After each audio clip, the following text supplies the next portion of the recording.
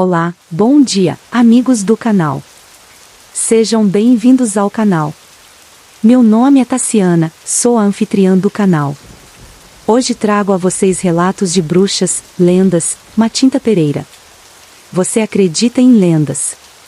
Comente "eu acredito" nos comentários. Essa história me foi contada pelo meu avô, que a ouviu de um amigo enquanto servia na Guerra do Vietnã. Meu avô é norte-americano e minha avó brasileira. Eles moram em um sítio em pequena fazenda no Rio Grande do Sul. Vou contar do ponto de vista do amigo do meu avô. Antes de ser convocado, eu trabalhava em uma fazenda. Minha vida toda foi dedicada ao trabalho na fazenda. Com minha família e amigos, nunca tivemos muito dinheiro. Então cerca de 20 de nós morávamos em uma antiga casa na fazenda na propriedade. Havia um velho celeiro, onde mantínhamos os cavalos de trabalho, uma mula e alguns porcos, perto da mata. Havia algumas casas antigas, onde alguns dos nossos amigos viviam. Todas as manhãs quando o sol nascia, nós nos levantamos para o café da manhã. Comíamos o que sobrava do jantar da noite anterior, pois não tínhamos tempo para preparar comida fresca. Nós trabalhávamos com as mulheres colhendo o que estava pronto para a colheita daquele ano. Basicamente era um trabalho árduo, sempre tivemos coisas estranhas acontecendo conosco. Estávamos praticamente no meio do nada, e a única vez que víamos novos rostos, era quando íamos à cidade em nossa carroça, para vender nossos produtos. Não podíamos simplesmente ligar para a polícia porque não tínhamos um telefone. Não tínhamos nem luz elétrica, usávamos velas ou lampiões, o pouco dinheiro que tínhamos, não pagava luz. Numa noite de inverno, estávamos todos acomodados, depois de um dia de trabalho pesado. Colhendo feno. Os homens estavam sentados, ao redor da lareira fumando cachimbos, mascando tabaco e conversando. As mulheres conversavam entre si ou liam algumas revistas que trouxemos da cidade. Eu e as outras crianças estávamos deitados em nossas camas, sussurrando e brincando, enquanto tentávamos não ser ouvidos pelos adultos, no andar de baixo. Por volta de meia-noite, um dos homens saiu para o banheiro externo, que ficava atrás da casa principal, perto da mata. Ao se aproximar, ouviu uma coruja piando nas árvores. Isso não era estranho. Corujas eram comuns. Mas o que o fez parar foi o som da coruja, mudando para um uivo de lobo. Depois o som virou o relincho de um burro e então um assobio agudo. O homem gritou, em direção à mata esperando que fosse alguém pregando uma peça. Voltou para a casa principal e urinou ao lado da varanda, e embora as mulheres sempre dissessem, para não fazer isso, ele não se importava com o que elas diziam. Não se sentia bem em usar o banheiro externo naquele momento. Cerca de meia hora depois, o cachorro começou a latir. Os homens ignoraram, pensando que estava latindo para o nada lá fora. Mas o latido piorou, quase soando como se o cachorro estivesse latindo para um intruso. E então de repente o latido parou. Os homens sabiam que algo estava errado e as mulheres também. Então alguns dos homens saíram para verificar o que havia acontecido. Quando encontraram o cachorro, atrás do celeiro. Sua barriga estava rasgada e sua língua parecia ter sido arrancada. Eles sabiam que um lobo não fazia isso, nem um jaguar. Um dos homens pegou o corpo do cachorro e todos voltaram para a casa principal, para pegar um rifle e enterrar o cachorro. Enquanto enterravam o cachorro, os cavalos dentro do celeiro começaram a se agitar. Os homens sabiam que, o que quer que tivesse matado o cachorro, agora estava tentando atacar os cavalos.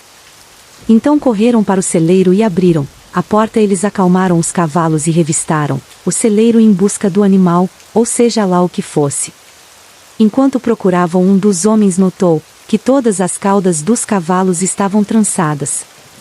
No momento em que ele apontou para esse detalhe, ouviram passos no palheiro. 2 dos homens correram para subir a escada, mas quando chegaram ao topo, não encontraram ninguém.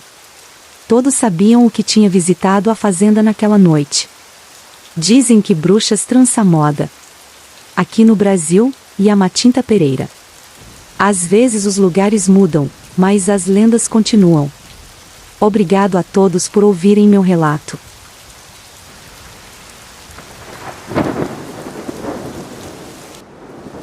Durante minha adolescência, dos 14 aos 18 anos, entre 2004 e 2008. Minha família se mudou para uma pequena cidade no interior do Brasil, chamada Santa Helena. Poucas semanas depois de nos estabelecermos lá, algo inesperado aconteceu. Enquanto eu cortava a grama com o trato do meu pai. Equipado com um trator de 2,5 metros de largura, descia uma colina e de repente, senti um impacto violento, quando os pneus do trator atingiram algo. Interrompi o cortador, desci do trator, e fui até a base da colina, que acabará de cortar. Um calafrio percorreu minha espinha, quando olhei para cima, através da faixa recém-cortada. Era como se uma linha, como se estivesse sendo desenhada, no meio de uma cabeça. Só que era uma trilha na grama. Ao longo dessa trilha, estavam 4 sepulturas indígenas.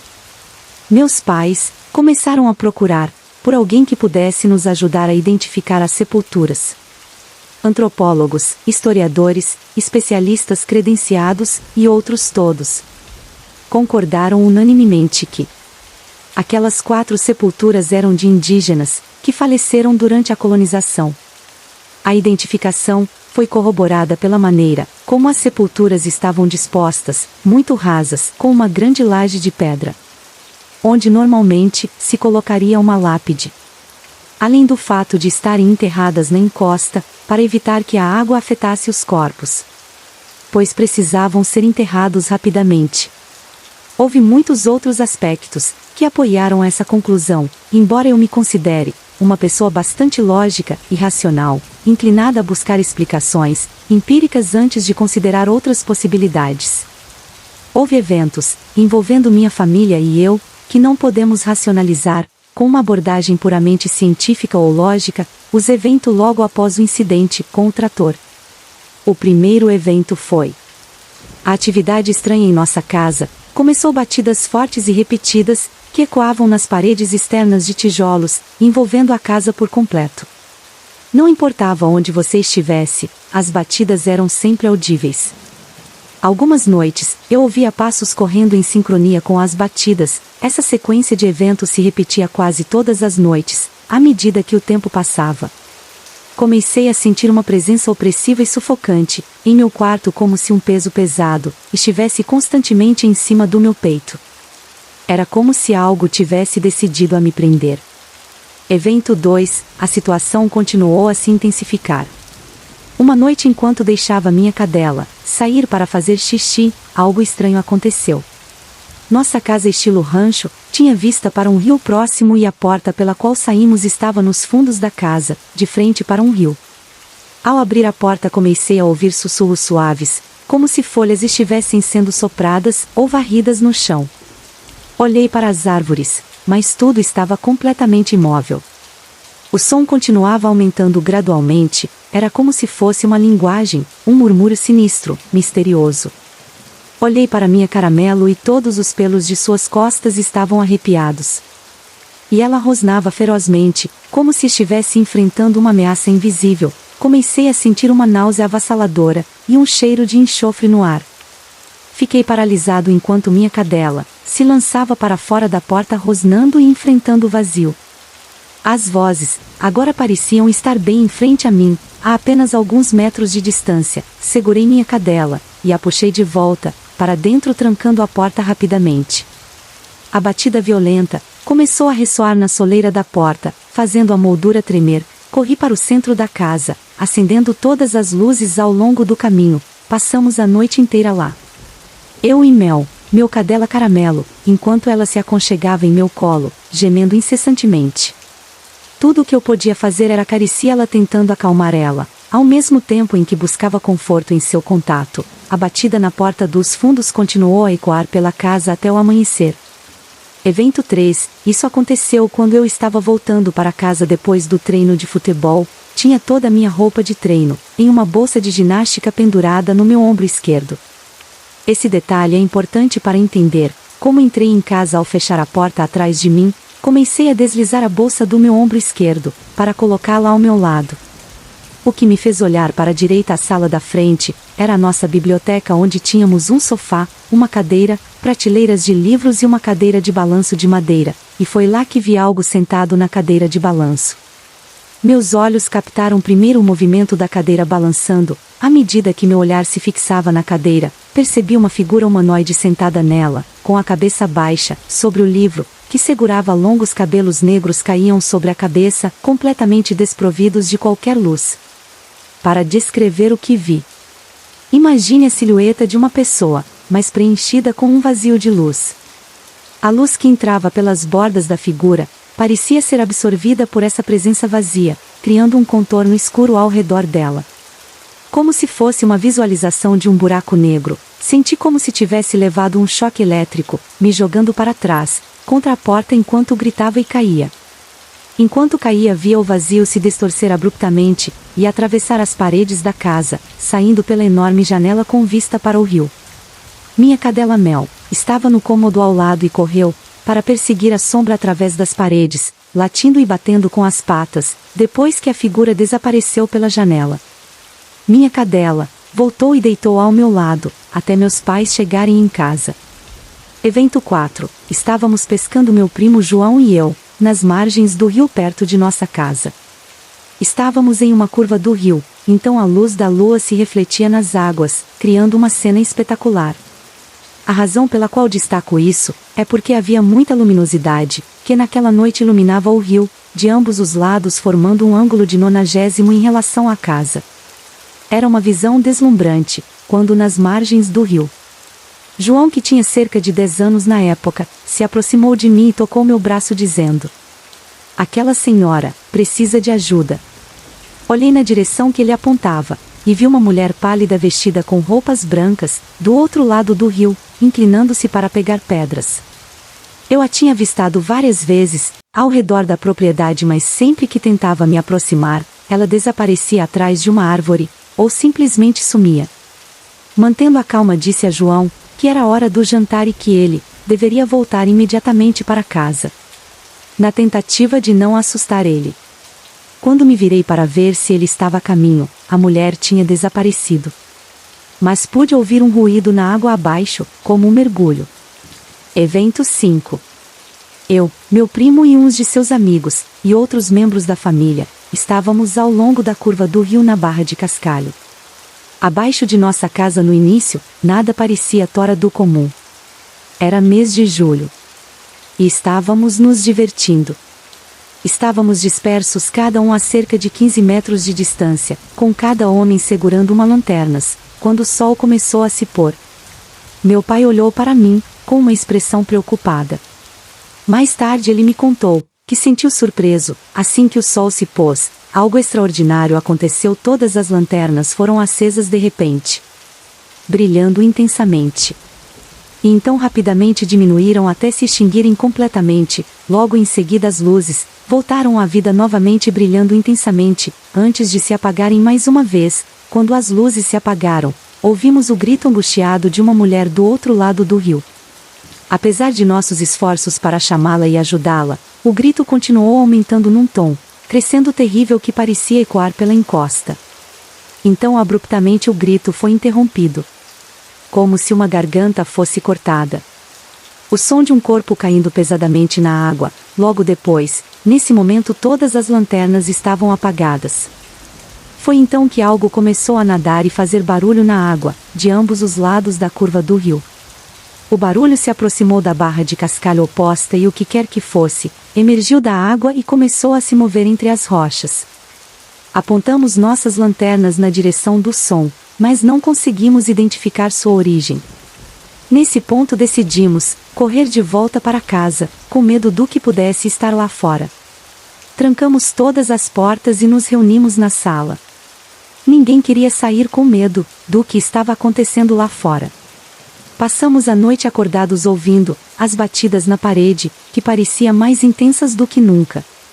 Era como o tic-tac de um relógio demoníaco. Eu mal consegui dormir nos 2 dias seguintes, após esse evento. Evento 6. Perda de tempo. Enquanto caminhava pela floresta, próxima à caverna da bruxa da região, percebi uma estranha mudança no tempo. Em um momento o sol brilhava intensamente e o céu estava azul, típico de uma tarde ensolarada. No instante seguinte as nuvens cobriram o céu e parecia que o dia já avançava para o fim de tarde, mesmo que ainda fosse cedo para escurecer. Evento 7. Pesadelos aterrorizantes. Experimentei sonhos perturbadores de tortura, nos quais era brutalmente esquartejado e torturado. Outros sonhos envolvia a sensação de ser tocado por uma presença vazia, que empurrava minha alma, através do meu peito, fazendo meu corpo tremer, como se estivesse convulsionando. Evento 8. Visita à Casa da Lenda. Decidi visitar a casa histórica, e o marco no campo de cultivo ao lado da propriedade da minha família, levando alguns amigos comigo para testemunhar os eventos estranhos que estavam ocorrendo com minha família. Na área há um ritual de passagem, que envolve ir até o marco de pedra, onde ocorreram eventos paranormais, há centenas de anos e dançar sobre ele dizendo: "Eu não acredito na bruxa." Prometi a meus amigos que não fariam isso, enquanto estivéssemos lá, claro. Quando chegamos lá, um cara que ridicularizava as lendas, de forma intensa pulou no marcador de pedra, e começou a gritar: "Eu não acredito na bruxa." O mais alto que podia. Fiquei extremamente chateado com ele, sendo o único que conhecia o caminho de volta. Disse aos outros que era hora de irmos embora. Estávamos no Vale do Rio, onde há muita água corrente e campos de cultivo, ao redor, o que se tornou importante depois. Enquanto caminhávamos de volta pelo campo de cultivo, uma névoa começou a se formar nas curvas do rio e a se espalhar pelo campo. A temperatura caiu drasticamente e começamos a ver nossa própria respiração. Logo o cheiro de enxofre começou a impregnar o ar, junto com uma respiração profunda e sibilante, como se estivéssemos dentro de uma caverna viva. De repente ouvimos sons de explosão e percebemos algo andando sobre os talos de cultivo cortados. Os talos se quebravam alto sob os pés, criando um alvoroço, como se uma multidão de espíritos estivesse correndo em nossa direção. Os sons de explosão vinham de todas as direções na neblina. Então ouvimos o som de uma besta colossal, se movendo na névoa. Em um momento de puro pânico gritei: "Para corrermos!" Corremos pelo campo tentando evitar os talos afiados. A região é conhecida por ser um grande produtor de tabaco. Então esses campos estão em todos os lugares. Quando finalmente alcançamos a estrada de cascalho, senti uma dor aguda nas costas. Olhei para baixo e vi uma grande pedra aos meus pés. Eu tinha sido atingido ao chegar em casa. Vi um enorme hematoma do tamanho de uma bola de basquete em minhas costas. Evento 9. Acordei do lado de fora por volta das 3 da manhã, deitado ao lado das 4 sepulturas, na propriedade. A madrugada estava gelada e eu estava coberto de suor. Vivemos lá por tanto tempo e vivenciamos tantos eventos estranhos, que é difícil para mim processar e compartilhar todas essas experiências. No entanto, meus amigos e familiares me encorajam a compartilhar minha história com pessoas que possam entender, na esperança de encontrar paz em meio ao trauma.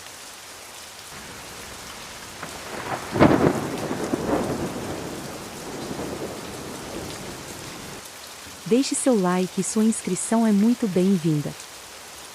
Olá pessoal, meu nome é Sara, e hoje vou compartilhar com vocês uma experiência que aconteceu comigo há alguns anos. Eu sempre tive muito medo de falar sobre isso, com medo de ser ridicularizada. Mas finalmente criei coragem. Espero que vocês ouçam com mente aberta. Vamos lá!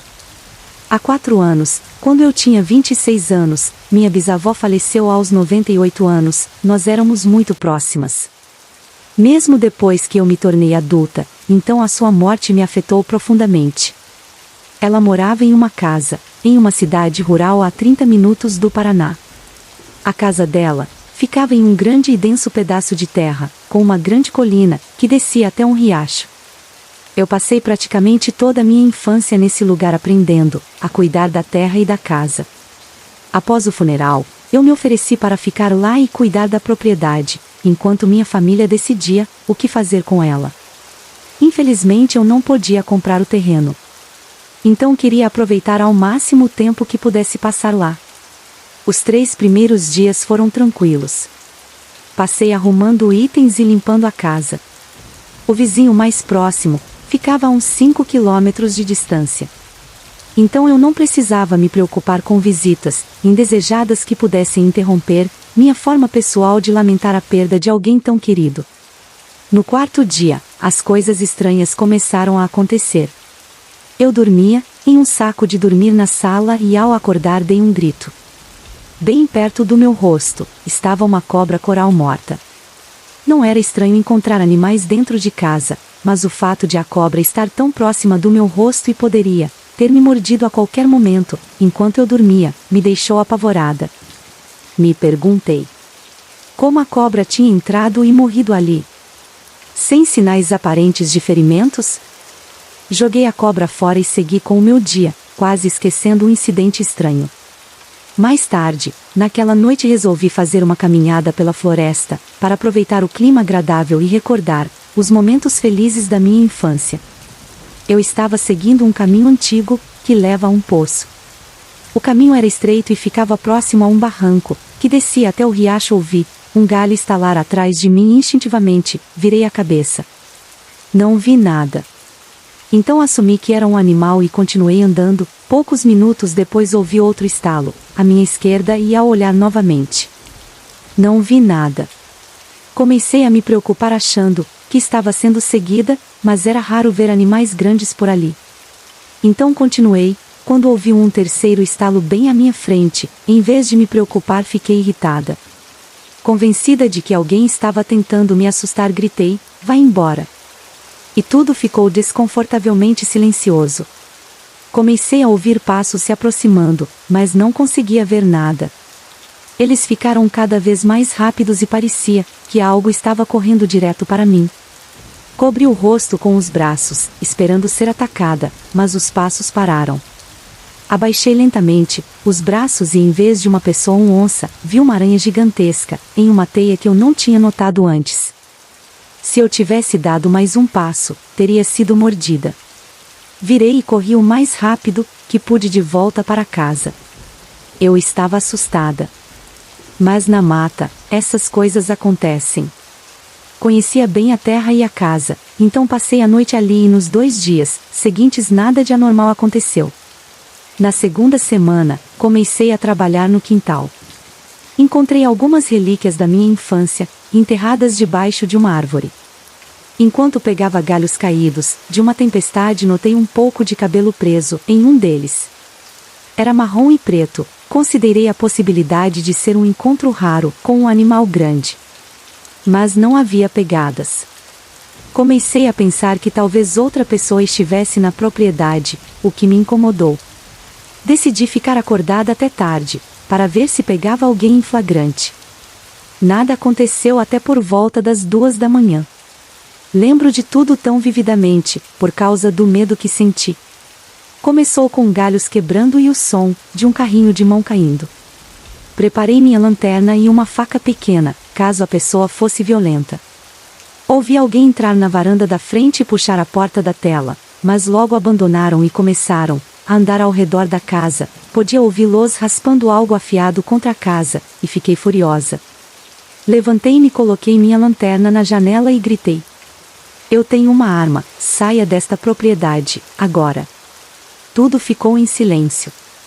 Mas logo ouvi algo bater na janela, com tanta força que me surpreendi por não quebrar. A luz da lanterna iluminou a pessoa e no começo, eu não sabia o que estava vendo. Tinha cabelos longos e escuros, com olhos grandes demais para o rosto, a pele era enrugada, parecendo um rato toupeira nu. Pressionou o rosto contra o vidro, embaçando com a respiração. Ouvi correr ao redor da casa várias vezes, batendo-na nas paredes, janelas e portas. Isso durou horas e eu estava apavorada sem me mover ou fazer nada. Chorava e esperava que fosse embora. Finalmente, após o nascer do sol, a correria e as batidas pararam, mas não me atrevi a sair, até bem depois das 9 da manhã, quando finalmente abri a porta da frente, para ver os danos. Não havia nada. Sem pegadas, sem arranhões, sem janela quebradas, era como se eu tivesse imaginado tudo. Mas eu sabia que o que vi e experimentei, e era real. Nada mais aconteceu pelo resto da minha estadia no final do mês. Meu avô veio me buscar e cuidar dos pertences que eu tinha arrumado. Ainda estava apavorada com o que aconteceu. mas quase me convenci de que tinha imaginado. Até que meu avô falou comigo. Ele disse que estava feliz, que a terra estava sendo vendida e como odiava crescer lá.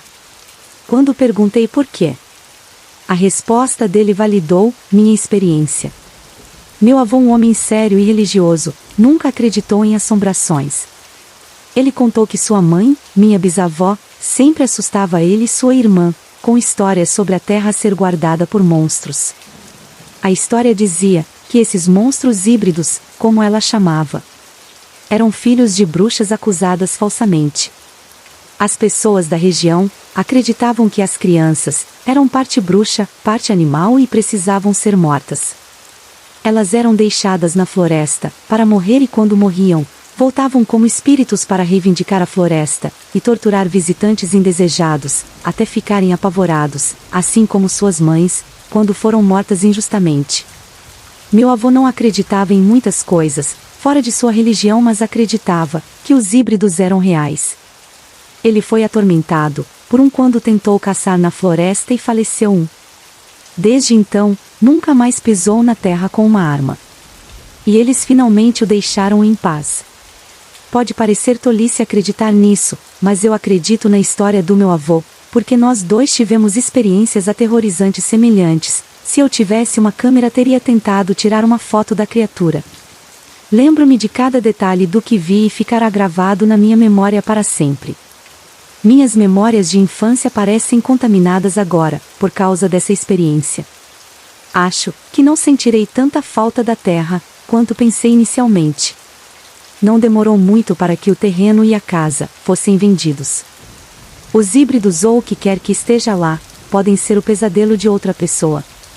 Uma noite foi mais do que suficiente para mim e esse é o meu relato. Sei que pode parecer difícil de acreditar, mas essa experiência mudou minha vida para sempre. Hey! Você já passou por algo parecido? Compartilhe nos comentários. Se você chegou até aqui, meu muito obrigado.